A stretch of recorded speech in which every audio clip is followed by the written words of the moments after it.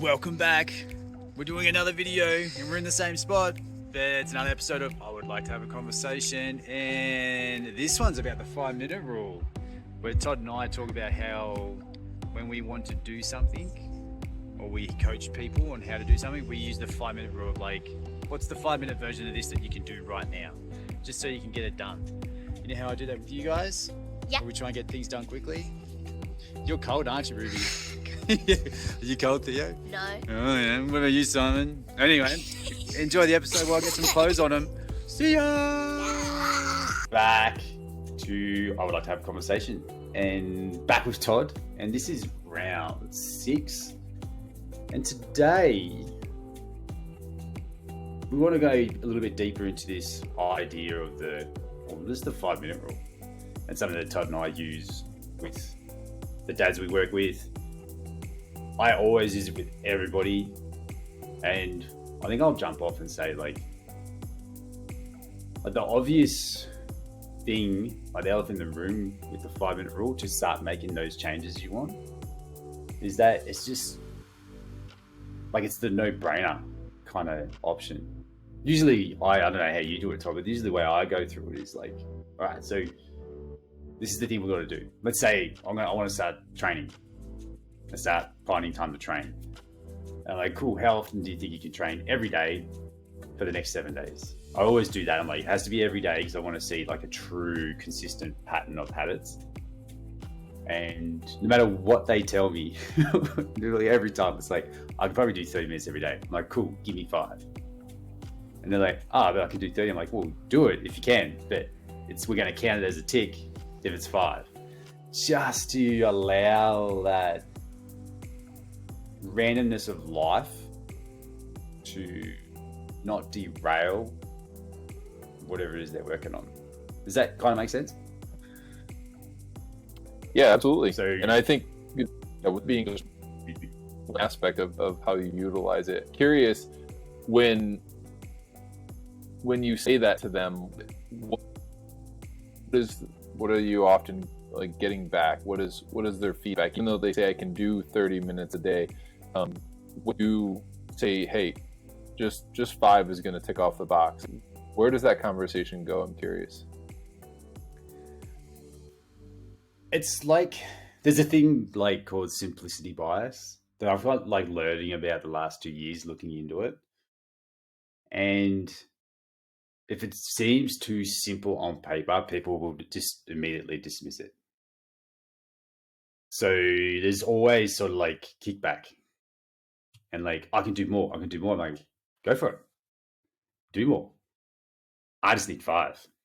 So it's kind of like I use it myself still. I still have things in there like 5 minutes of this, 5 minutes of that, 5 minutes of that. So if ever I get really, really cooked or my sleep patterns are really bad, which is typically pretty normal, the kids are sick, Kat's away, like Kat was away for the last 2 days in Melbourne, and I've got to be more available for the kids. I just have this 5-minute thing as like a safety net.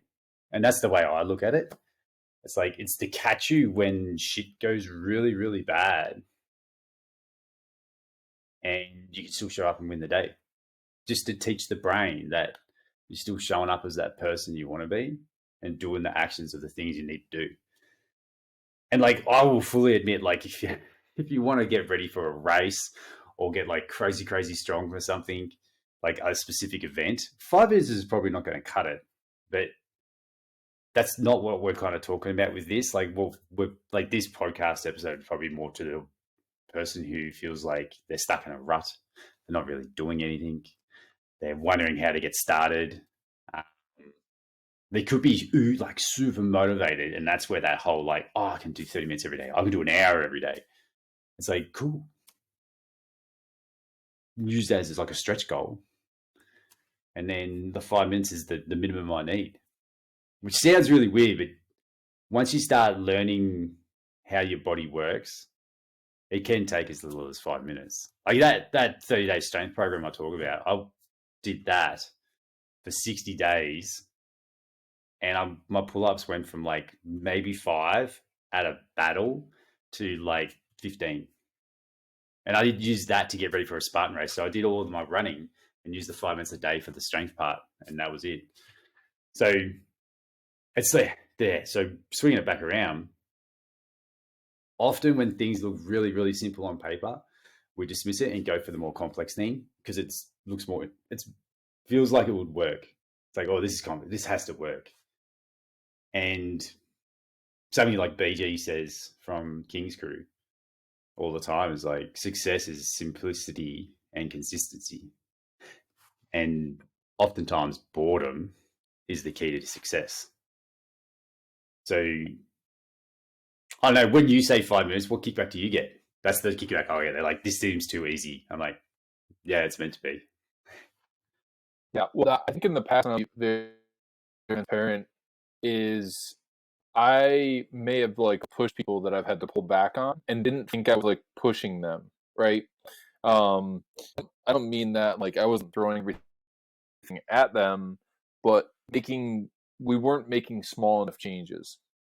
And so now, conversation that I do have with people, I do get a little bit of what you had shared. Hey, I think I can do more. I can do this, and then at the end of the week, they may have 5 minutes per day done, but it was one workout. You know, Yeah. you know, if that were to spread over the course of the week. So I don't. It's not so much kickback. It's more so like people are in agreement, and it's being able to find those 5 minutes somewhere, and then helping them realize that this can, going back to one, this is about, yeah, maybe the 5 minutes isn't to like prepare you for a race, but all of this is really laying a beautiful foundation for that decision to pop up in the near future. And what I mean by that is you don't realize what can happen in 6 months when you implement this type of rule, whether it is for training, whether it is for vision. One of my favorite things is and it's happened with a few clients, about month 4, or month 5, 6, get this message of, I'm ready to do something more. And one of the things that like we had talked about with the client, and one that I'm thinking of in particular, he had this goal to get back to, and he thought he wasn't going to be able to do it at all, but he wanted to get back to racing like 4-wheelers or ATVs. And it was passionate. He fell out of it and didn't take care of himself. About 5, all of a sudden, we went from like things hurt. I don't want to train. You know, like not as much I don't want to train, but you know, I'm having difficulty training, having difficulty working around some of like my ailments. To 5 minutes in, I'm ready to get back on an ATV. Like, I think I'm ready. And I was like, well, you know, we'll see. So that was a little bit of a tangent, but I think it's such a beautiful foundation that this will build in order for something like that to occur in the future. And I know we've also spoken about that freedom that we want to have. But yeah, I don't get much pushback on it, especially when we go about explaining things from your life being full and being able to use that to gently push out and bring more, and it's going to drive you towards your goal. Just so you know, your mic keeps cutting in and out a little bit too. Oh. Weirdly. But yeah, I think it's kind of cool because I look at the 5 minutes is like micro changes, right? Like you're swapping this for that. You're doing 5 minutes a little bit here, a little bit there. And then I'll use that idea of the safety net. If you have a safety net that takes 5 minutes a day, that will guarantee you'll get to the goal eventually, it makes it like a no-brainer to sort of get in and start doing stuff. That's the way I kind of set it up, is like, okay, so if we can do this on the worst day and it's still going to get you to your goal, it's going to work. You can do as much and as all the randomness and cool stuff as you like. But I'm more worried about what are you going to do on your worst days. So like I talk about the traffic light system and the red light, I call it yellow light, but it's amber, I know, but yellow light and green light. My thing is always like, nearly everybody lives in the yellow. Like, especially parents, we are literally always in the yellow. And then when it gets really, really stressful, we're in the red. And we're very rarely ever in the green light. Like Dan John came up with this concept, and Josh Hillis sort of did as well, and I just riffed on it. The Dan John reckons like it's like 2 weeks a year we're in the green light, and he even says that for athletes. But the green light is kind of everything's perfect. You got no stress. You're on holidays. People are cooking your food. You got masseuse there. Massage people. That's really technical. Everything is taken care of. So you can do all the things. And then yellow light's like typical day-to-day stress. Taking the kids to school, being a taxi, working, just juggling busy parent life. And then red light's like your kids are sick, you got COVID, you crashed your car, you move in house, you just got a newborn baby. Like, they're red lights.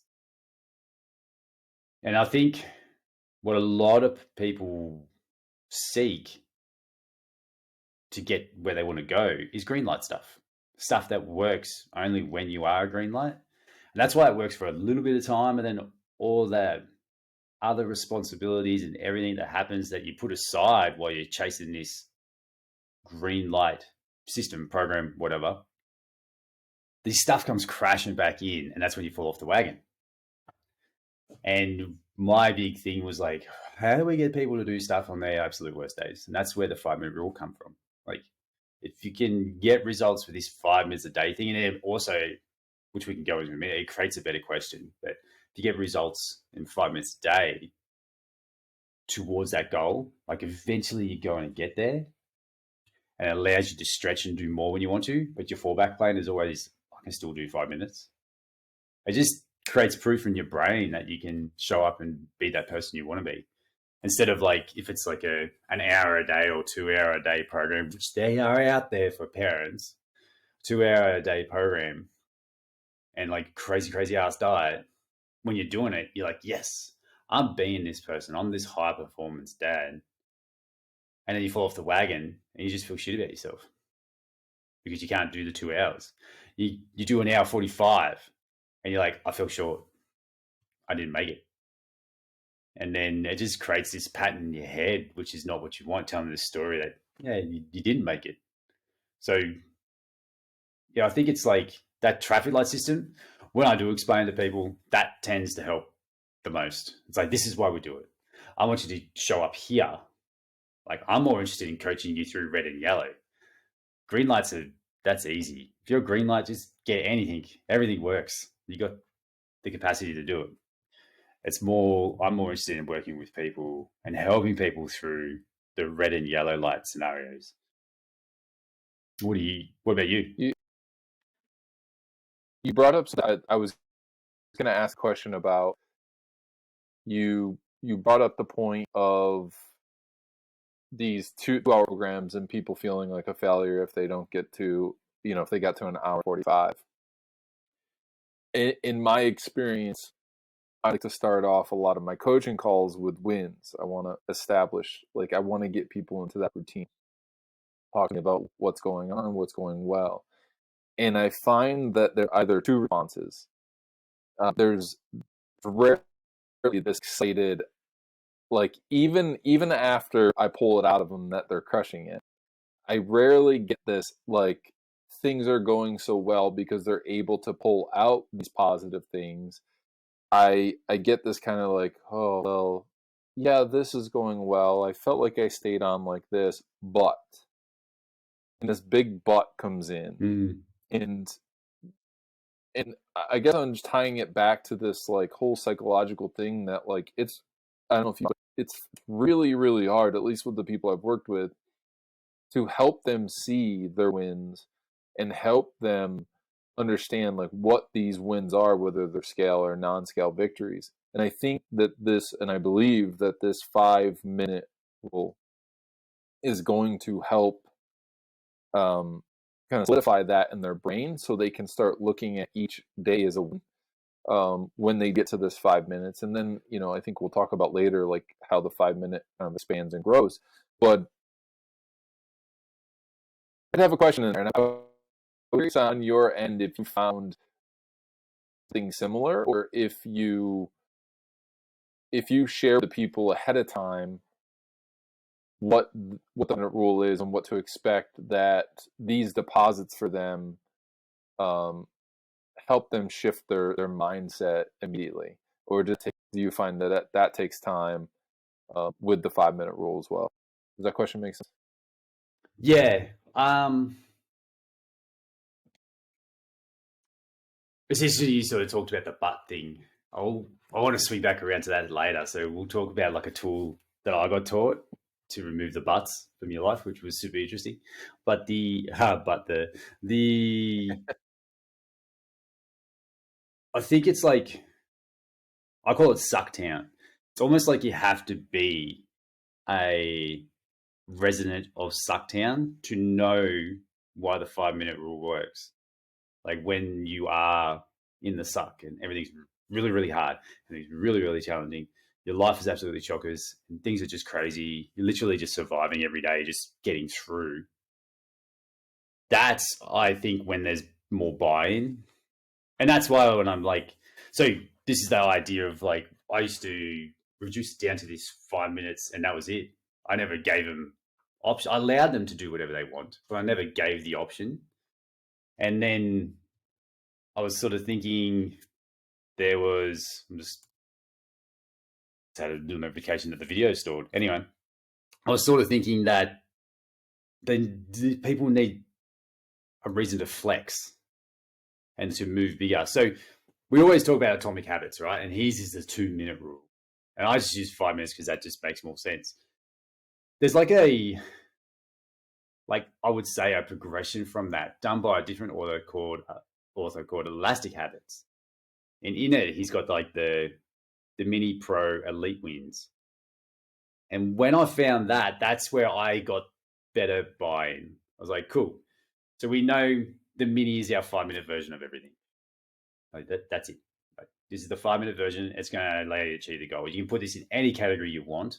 You create this mini version that's 5 minutes long that is going to achieve the goal no matter what, if you do it long enough. And then playing at a pro level is like the yellow light. So you expand on it and you stretch a little bit. And it should be a little bit challenging, but not too crazy. You can still do it at least 5 out of 7 days. And then the elite is like the big stretch. This is what changed for the dads. When I put this in, they love the idea of the elite goal. They're like, I want to go for that elite. I'm like, cool, but as long as you come back and do the mini tomorrow. If you go elite and you disappear for 3 days, we just defeat the purpose of what we're doing. So the rule of thumb I kind of put in place was like, you can have like, generally it's like 2 elites a week. If you get 3 or 4, I'm like, that's not an elite, that's a pro. Let's move that to the pro category and let's make a bigger stretch goal. So they can slide up and down as much as they need to. And I think that created more of that idea of what next. So if they did do the 5 minutes, they're like, can I do more? And at first I used to say like, because I always believe that as parents, our health and fitness stuff should sit in behind our family and our wealth, career, whatever. And then it's like health and fitness because it'll make the rest of it better anyway. So I was always like, once you've done the thing, go hang out with your kids or go chill out and read a book or something like that. Just use that extra time you've got for stuff you enjoy doing. And then I was kind of spinning it around and looking at myself like, what would I do if I had more time? And I was like, I would train because it's literally what I love doing. So I was like, well, there's probably others out there that want the same. So that mini pro elite version, if you want to get the book, Elastic Habits, it literally goes through how to score it and everything. It turns your life into kind of like a video game where you're constantly just trying to claim points and level yourself up and give yourself rewards. He's even got like a sheet you can put on the wall and fill out. It's super cool. And it was just like a light bulb moment where it was like, we've talked about this before off the call, where it's like, cool, this is what we're doing. This is the 5 minute thing. This is what you should expect from this 5 minute thing. This is what will happen next. So it was like giving them an option to move on to, and they knew exactly what they could do. because that was probably, I guess, the biggest frustration for people with the 5-minute rule. It's like, cool, once they knock over the 5 minutes, then what? And I was like, go do whatever you want to do. But some people don't like that. Yeah. It's like they're scared of boredom, which we've talked about on other episodes.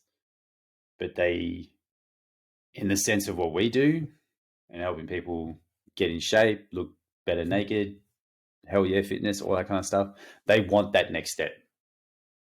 Even if they can't get it every time, they know they've got somewhere else that they can stretch to. I don't know if that answers your question, but I think it does.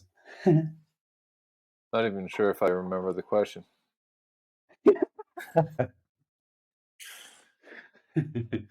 Yeah. But it's like, I was thinking about that, but so I'll get this out real quick. There was the guys I worked with on these kind of tools called Habitry. Stephen Ledbetter, he was like a protege of Dan John. He now works, as far as I know, he now works in Silicon Valley and helps people create really habitual type apps, which is kind of interesting. But when I worked with him, he had this rule when he was helping us become habit coaches and helping people with guidance and making change, that we weren't allowed to use the word but, or to use anything else but the word but. Like in our responses and in the US, as soon as you put a but in there, they forget everything you said beforehand, and I only remember the stuff that you say after the but. So it works in our brain too. So I've been doing this for a while. When I say things and then put a but in there, I try and catch it and change it to something else as quick as I can, just so it doesn't dismiss everything I said beforehand. And my brain goes, whatever. So I thought I'd throw that in there because it was like such a simple tweak. Like I use it with the kids. I try my hardest never to say but. Like so, it's really challenging. It's such a battle, and it's just like a game for myself at the moment. And Kat will catch me when I'll go to say something, and I'll just sort of look to the roof before I say it, and it's causing me to have a pause moment, which makes me probably say something that's more intuitive than what I was going to say. It's like I thought I'd throw it in there because it's like we're talking about this 5-minute rule because it's such a micro step. For anyone out there, if you butt yourself a lot, I'm going to do this, but I have this. I'm going to do this, but I got to do that. I'm going to do this, but I got that. Change it. Take away the but. And just in that sense, just put an end. I'm going to do this and that. I'm going to do this and that. And that will be like a quick change. That will rewire your brain and make it easier to start doing stuff. But I just wanted to throw it in there really quickly because when you were talking about the but, I was like, yeah, it's such a small word that has such a big impact. Huge impact. Now, say we're moving along, couple weeks, couple months into using the 5-minute rule. How to and I know you spoke briefly on how this can expand with those goals. So if they have their goals and they have those tiered goals, then after this 5 minutes, they can go on and do this.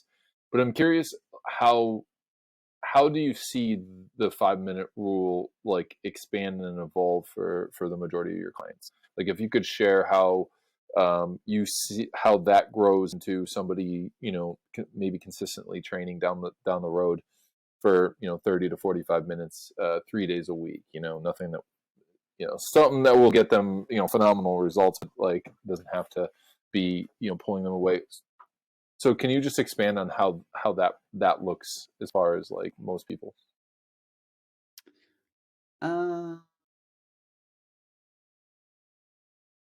It's very unique to the person, but I would almost think it's like stacking. You know how we say stacking wins? It's like stacking 5 minutes on top of 5 minutes on top of 5 minutes. And it's kind of, I use the idea of, I'll use myself an example because this will probably make more sense. Whenever I cop a big injury or I get COVID or whatever that's going around at the moment, I revert back to the 5 minutes straight away. I swipe, the slate gets wiped clean, all my PRs or everything gets taken out. I start at 0 and start 5 minutes a day. And this is just for me not wanting to chase back quickly to where I was before and just burning out and getting sick again. So it's like, go back to 5 minutes and build up and just stack. And I can always do more than 5, but my fallback is like, I feel shit again, I'm going to go back to 5. So I start stacking, because when you get sick, in the sense of like a big injury, or say like the original COVID smash, I was out for like 2 weeks. And if I wanted to go back to where I was training for an hour a day, that's a big jump. 2 weeks of nothing back to an hour a day is just a big bridge you got to try and build. So my idea is like, go back to 5 and allow yourself to collect wins again, and then keep adding, like stacking 5 minutes on top of 5 minutes. So as a rough example, I had COVID, and then like a week later, I had to go run a Spartan race, and it absolutely destroyed me. And then I was cooked for like 2 to 3 weeks. So everything started back at 0, stacked 5 minutes, did that for a week. And a couple of days I did a little bit more, but it was mainly 5. And then I went to 10 minutes, and then I went to 15 minutes, and then I went to 20 minutes. And I would keep stacking until I found a friction point. And the friction point's different for everybody. It's like, where is that point where it's getting harder to show up for the thing? Like it's taking more willpower juice than you want to use for whatever it is you're doing. Sometimes you're happy using lots of willpower to show up for, say, training. But I'm very much in the frame of mind that I want to use all my willpower for family life and kids and making sure I do all the things I need to do there, and not use all my willpower to show up and do stuff that is for me and it's enjoyable anyway. So it's funny, like I love training like massively, and my friction point's 45 minutes. So I'll use that stacking and just stacking 5 minutes until I get to that friction point. And sometimes it's at 20, and I'll stay there for a couple of weeks, where as long as I get past 20, I'm like, cool. But thinking of trying to go to 40 minutes is like, So I stack to that 45-minute mark right now. Like I can train to 45 minutes anytime. Like even I picked the kids up from school. They were talking to their Poppy John, my dad, on Zoom in here. And I was out there training in the afternoon, which I never do because I'm cooked by the time I get to the afternoon. And I was out there and I just trained for 45 minutes, no worries, just while the kids are on the Zoom. It was like easy. So that's me personally. So for other people, it's like we just stack these little 5-minute habits until there's a friction point. And then I think that's the important part. As soon as you find that, like, oh, it's going to be pretty hard to fit this in, that's your friction point. So you make that your new baseline because it's easy to show up for. And you're going to be able to keep doing it because it doesn't take willpower to do. So you're not draining your battery to show up for a thing that's actually going to increase your battery's capacity and use willpower in other areas. I think that's where this is all outside of, like, if you're training for an event, there's going to be things that you're going to have to do for the event. And usually it's the motivation of finishing that event is what allows you to do it. So you're not kind of using willpower. It's just, you're like, I've got to do really well at this thing. If you're just training to like look better naked, which is like kind of what everyone kind of wants, they want to feel good in their skin.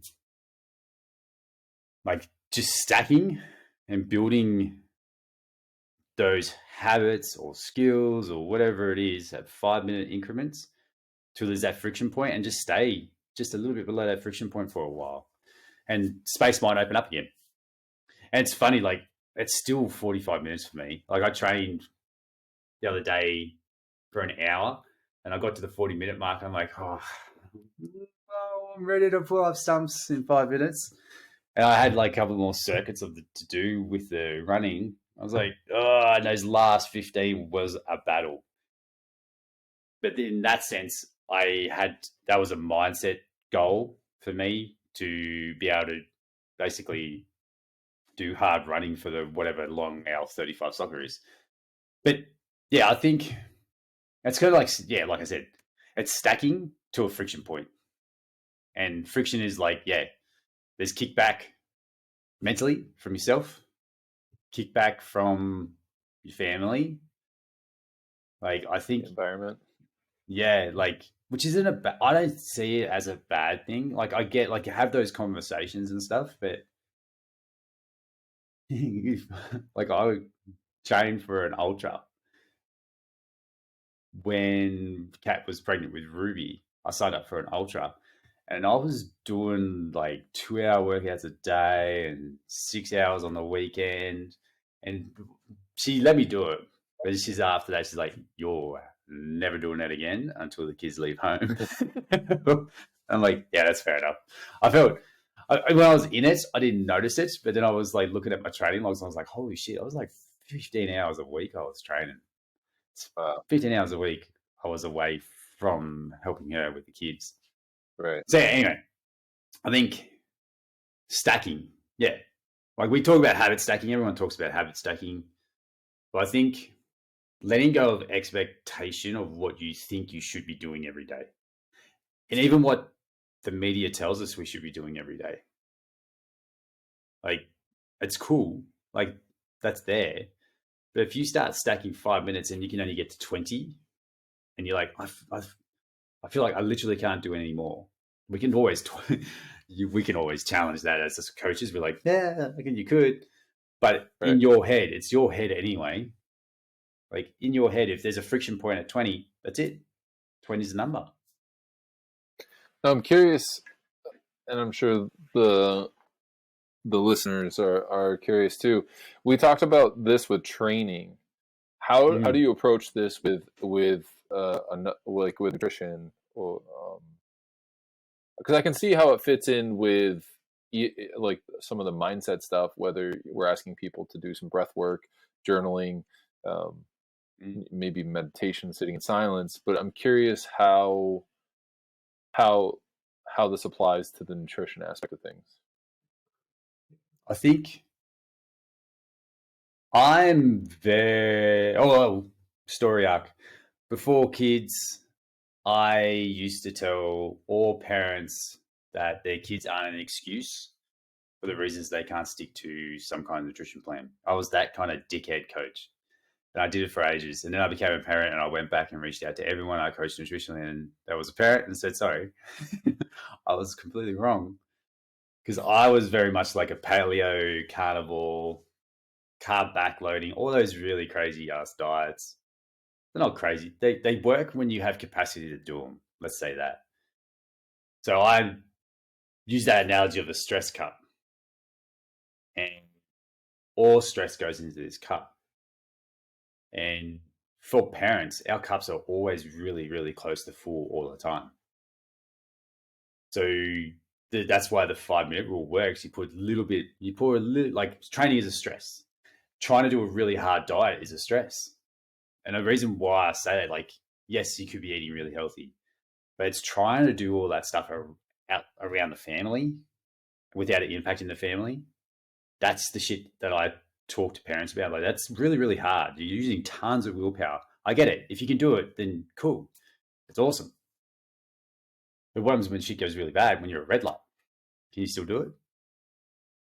What happens when you go on holidays? Can you still do it? So I'm always like, what is the least amount of friction to get the job done? And that's where that 5 minute rule, and I talked about this with you plenty of times, like this fueling for fat loss thing.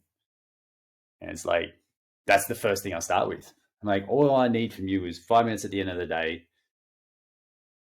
Show me what you're eating. That's it. And then we do that for a week. We get awareness around what your general eating habits are. Do a weigh-in every week, or whatever you want to do. I weigh in every day and use an app to smooth it out. And then you just make adjustments based off what you see. You losing weight? Yes, no. Reduce the food. And I lean towards calorie tracking, because with parents, I'm like, you need that family meal, that one meal every day where you're sitting down with your family and you're eating together. I think that's like super powerful. I was kind of dismissive of that for ages, because when my parents broke up, we didn't really do that, because we all ate separately. Mum worked nights, we cooked dinners. Everyone was doing their own thing. And then did that as I was growing up too, and then I met Kat, and Kat's whole family is like family dinners. It's like this huge event. They could sit there for an hour and a half, and I'm like, I finished in like would finish my meal in like 5 minutes. I'm like, what are we doing? Let's go do stuff. What's this conversing thing? Yeah. So yeah, that family meal should be set. And we go, this is why I like calorie tracking. It's like, cool, eat whatever the family eats. If you're going to go out for ice cream, go out for ice cream. If you're going to have pizza. Do whatever it is that your family does. And then you got this calorie ceiling that you hit. You just fix all the other meals around it. And then over time, things will happen. You change quality for the meals you have control over, which is usually your brekkie and your lunch. So nearly 80% of the time, you're going to eat to a degree where the more optimal choices of food, they're going to make you feel good. But you just get to relax and eat whatever the family's eating. It's not like this forcing function of where you're trying to convince your family to eat the food you want. Because you're like, I have to do this because of my diet. We're having steak and eggs for dinner. What about tomorrow? We're having steak and eggs. What about tomorrow? We're having steak and eggs. Right. Like it just doesn't sit. Like I actually got a good mate who's doing the carnivore diet now. And he's getting good results with it, as you do, because you take everything else out. I'm like, how's it going at dinner? And he goes, oh, it's pretty hard. So in my head, I didn't say anything. I'm like, yeah, it would be. But yeah, I think like eventually he will get to a point where he's like, nah, I don't want to battle it anymore. Which is what I was like too when I did it. I tried carnivore with kids, and you just got to eat by yourself all the time and find time to cook your own food and all that kind of stuff. So calorie tracking for me is just to get awareness around how much you eat. You don't have to change anything. 5 minutes a day. It's not going to be super accurate. I actually did a video about this on my socials today. Like, it's not going to be accurate, which is okay. Just consistently 5 minutes a day, getting awareness around what you're doing. And then make tweaks, little tweaks, 5 minute incremental tweaks. Or in the case of food, make a little bit of a tweak, reduce portions a little bit. It sounds really simple, but it works so well. And I just like calorie tracking because it's just a good awareness tool. And I don't give two hoots what people eat. It's literally like, there's like calories and protein. And then outside of that, I'm like, do whatever you want, eat whatever you like. I don't really care. Do stuff that is the least amount of friction that allows you to keep doing this for as long as we can until we get the goal. And it just works.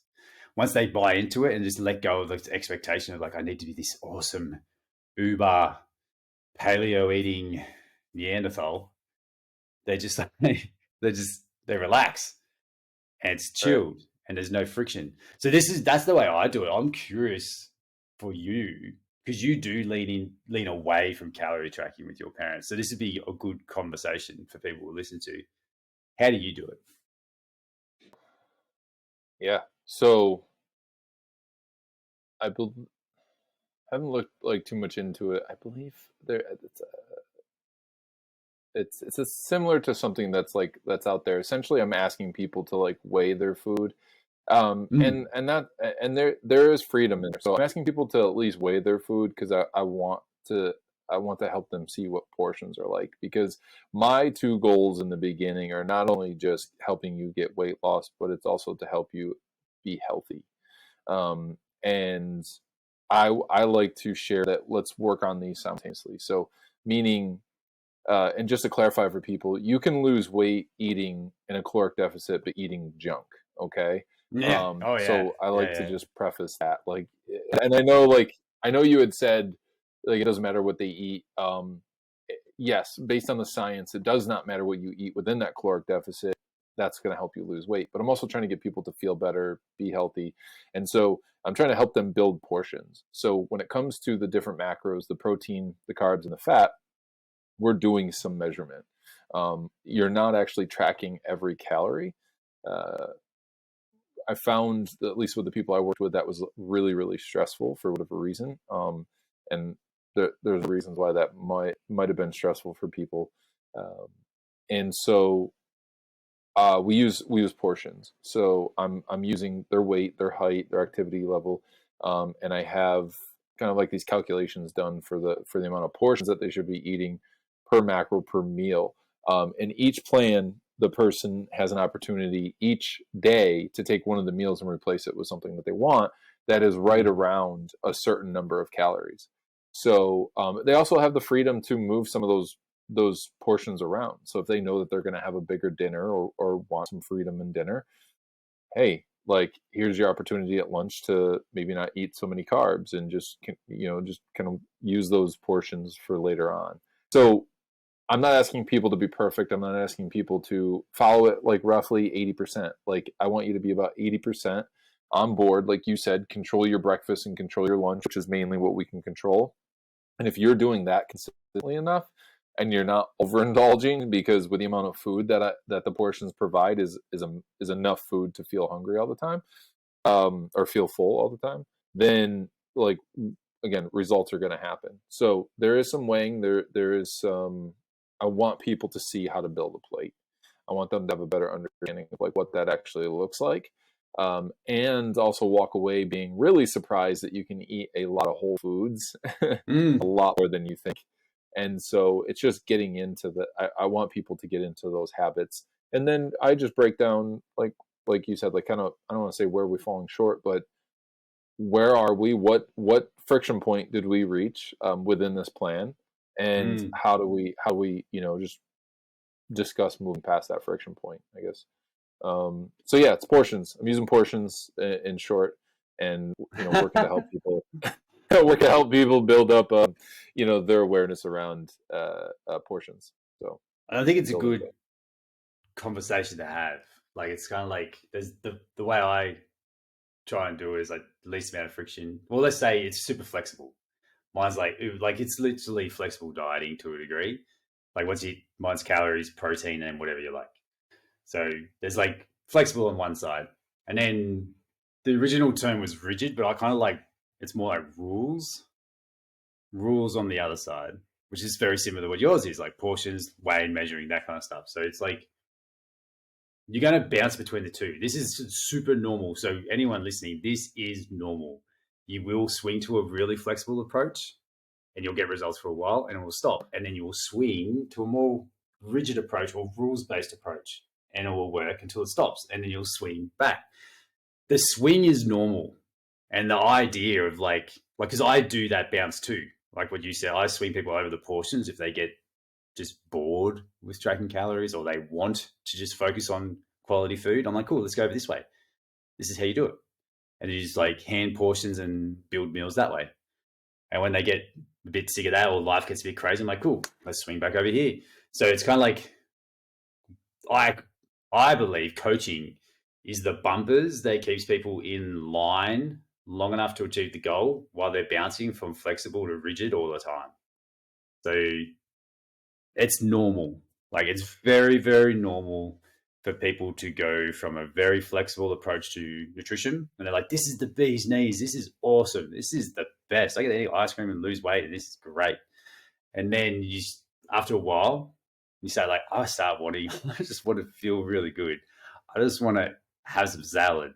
And you swing over to the more rigid side and you follow that rigid approach for a while. Rigid is not the right word. It's kind of, I don't have a better idea, but it's rules-based kind of thing, which is what I think the portions and stuff is. And you think like Terry Wall's approach, which is like 9 cups of veggies and then you can eat whatever you like. It's kind of like it puts frameworks in place to allow you to lose weight and get healthier without having to track calories and having a flexible approach. So yeah, like you can bounce between the two. And then the idea of like, I believe a coach is to stop the wild fluctuations left and right. You stay inside the bumpers and everything points you towards the goal. All paths take you there. It just depends on which path you want to take.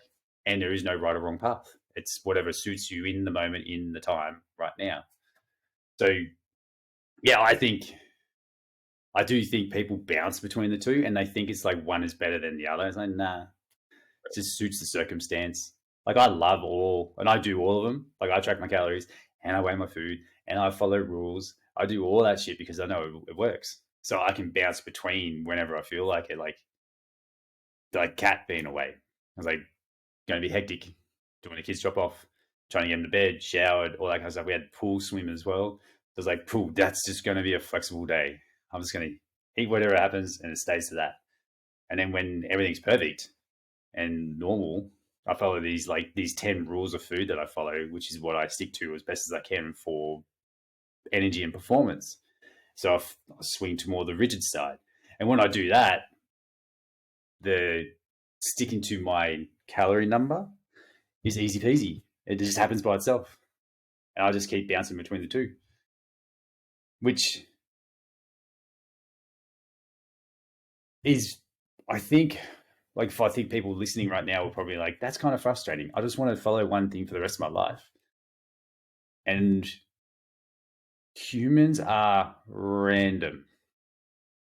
We are so random. It's really hard to stick to one thing for the rest of your life because it probably won't work because life circumstances change. And our behavior is the thing that is so random.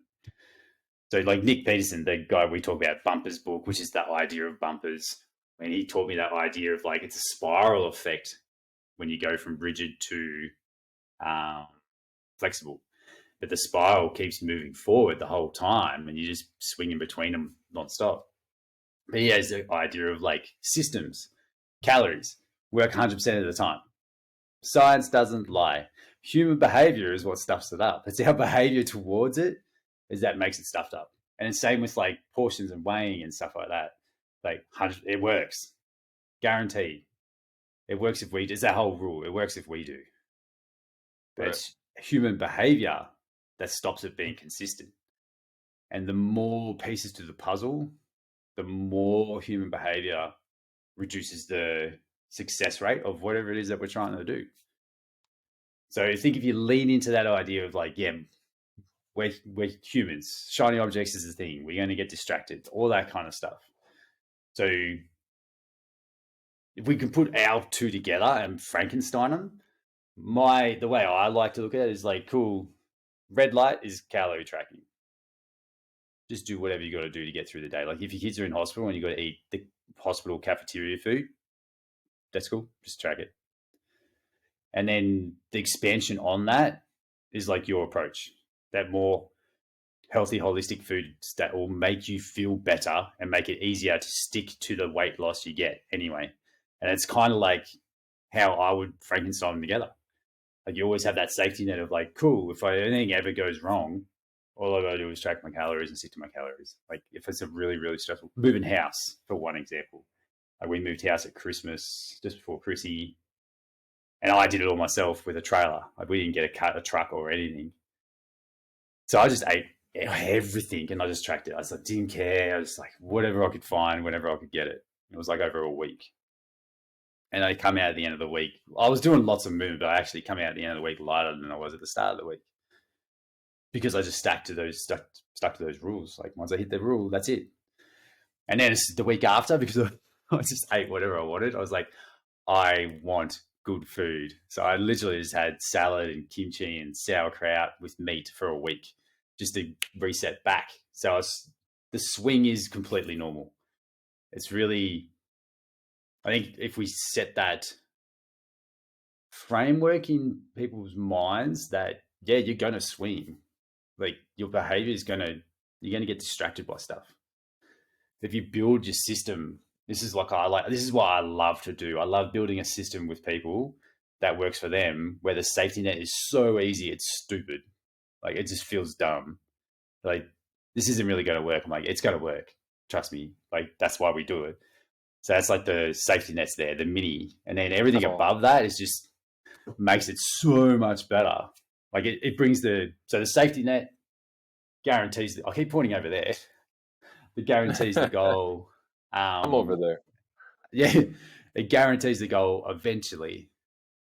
And then everything else you do on top of that safety net is just going to allow the goal to come to you faster. So it compacts time and it makes the process more enjoyable, which I think if people look at it like that, it's good. Like flexible dieting is good. It works. But if you swing like to 80-20, like I sit around 80-20, 80% of the food are mostly whole foods. I'm a big like fermented foods guy. That's where I get most of my veggies from. And I feel really good doing that.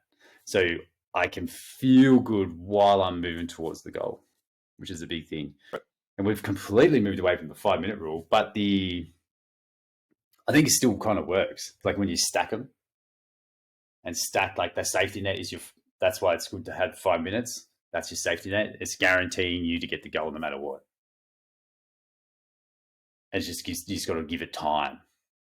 And then everything you do above that brings the finish line in closer. It compacts time. And I think if you set those standards, it works really well.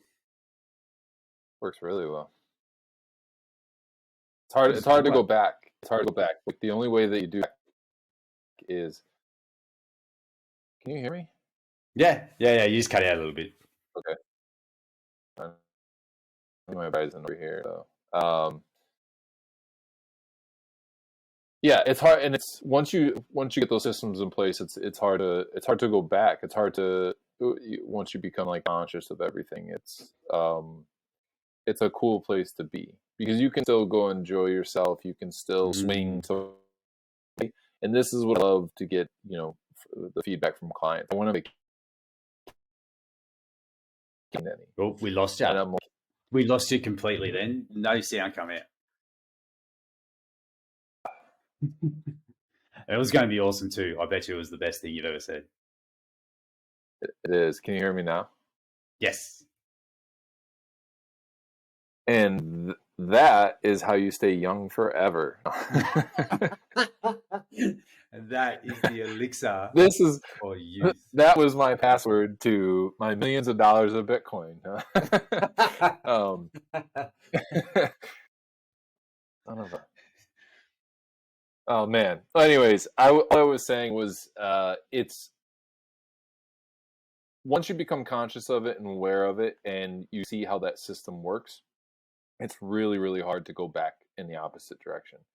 And at the same time, what I love about this approach is how clients go on vacation and they come back and they're like, I didn't lose any, or I lost some, I didn't gain any. And they're just super surprised by it. And I'm like, yeah, in reality, we probably just gave you like a refeed week, which is really good for where you're at in regards to this deficit. So we gave your body a break. You didn't care. We gave your mind a break because you're not, so focused on it. But anyways, what I was actually referring to was the freedom of being able to swing that way and enjoy yourself and not see all these like negative changes, if you will, in your body because you went out and, had some freedom. Yeah. I think to swing it back to the 5-minute rule, something just popped in my head and I was like, if you look at it like this will make way more sense. It's not so much about your Hail Mary days, your elite days. It's more about reducing the amount of shit days. So if you bring up your floor, which is like the shitty days, like you bring the floor up, everything above it is going to be amazing. And this might sound weird if you're listening, but if say like in January, like a better idea, let's say we'll just use training. In January, you trained 2 times a week. And they were like for maybe 5-10 minutes. So the benchmark to beat is 8 for the next month. You raise your floor. So get 9. And if you just keep constantly, this is the idea of the safety net. The safety net is just, and this 5-minute rule is to raise the floor, reduce the amount of shit days, collect proof that you're winning, and you're going to guarantee the goal. Much more than the big Hail Mary days when you like start a crazy ass diet and you rock it out for 3 weeks and then you disappear for 6 months. Like if there's a 5-minute version of that allows you to do that consistently for a whole year, awesome. So again, I'll use myself as an example.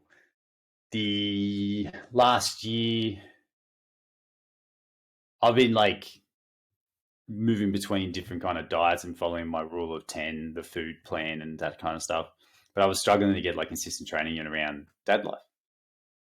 And I was like, I just want to not think about it. So I'm going to recommend an app for everybody, Macro Factor. It's an app that has an algorithm that coaches you on how much food you eat. Give it the data, you give it your weigh-ins, it will tell you how much your energy expenditure is, so like how much you burn every day based off your movement, and it will change your calorie targets every week based off the data you give it. So I was like, cool, I'm just going to do that. I'm going to completely let myself go to that. I'll eat my rule of 10 and I will be flexible as well. I was like, my goal is to lose 0.5 a kilo a week. So that would be 12 kilos in a year. So I was like 92 or something. And I was getting back into soccer. And it was the 5-minute rule. I just tracked 5 minutes a day. I was like, I'm not tracking every meal at the time. I'm just going to track at the end of the day with what I remember. And I was shit. I was terrible at tracking on purpose. I didn't want to be awesome at it. I just wanted to do it. And in that year, I lost the 12 kilos. And it was literally on the last day. Like we were going away for Christmas. The day before, I weighed in and I was 85 kilos. And I did that through a soccer season. So I lost 6 before the season started and then sort of leveled off during the season and then lost 6 after the season. And that's the power of a 5-minute rule. So when you think about this, because we'll have to wrap up soon, it asks a better question. If I've only got 5 minutes, what is going to be the biggest bang for my buck for that 5 minutes? It's like Dan John has this idea of the prisoner's dilemma. If you can only exercise for 15 minutes a week outside, what are you going to do? So same kind of thing. If it's 5 minute, if it's a 5-minute effort, or it's a 5-minute thing, it creates a better question in your head. What is this 5-minute thing that's going to absolutely give me the best outcome I can get in 5 minutes? Which I think is kind of cool. I love it. Anything else you would add to that? I think that's a good place to wrap up, and a way to bring it all the way around so people can have a better understanding, and I get the more analogies and examples that we can provide, make it easier. And I know the more we hear something, the more it'll set in. The one thing I would, as far as an actionable step for people, is just take a moment right now, or whenever you have the time, right after this, after you listen to us, spend 5 minutes looking at what would move the needle forward.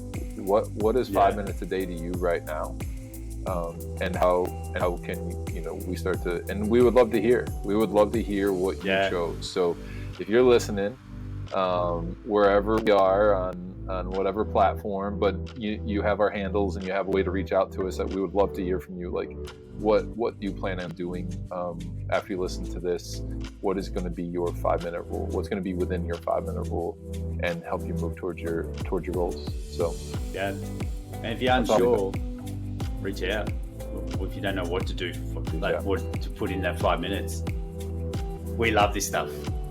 So, and we've got we've both got toolboxes of heaps of things that we can give you if you want them. So reach out, ask a question. I don't know what to do for the 5 minutes. You'll be like, cool, what's the goal? Yeah, this is probably the best thing. It'll take no time at all. It was awesome. Thanks, Todd. That was a good one. Thank you. See you guys.